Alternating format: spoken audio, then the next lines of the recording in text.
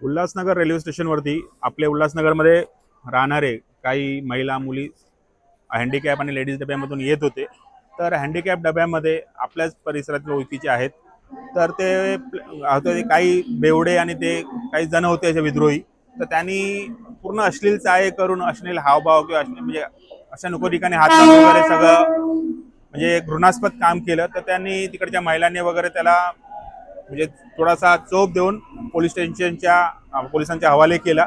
पण हे आमचं खूप निंदनीय गोष्ट आहे की हँडिकॅपमध्ये लेडीज डब्यामध्ये खरंच आरपीएफचा जवान असणं गरजेचं आहे, कारण त्यात महिला पण येतात आणि अपंग असतो. कारण की चर्सी गंजडींचा खूप वावर सगळीकडे वारलाय.